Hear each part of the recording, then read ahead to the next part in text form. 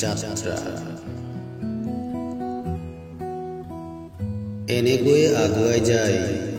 প্ৰতিটো দিন কিম্বা ৰাতি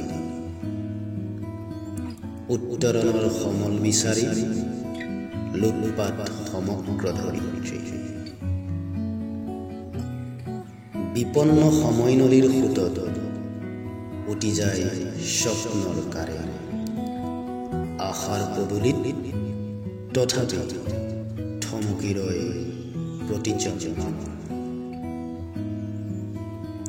কিবা এটা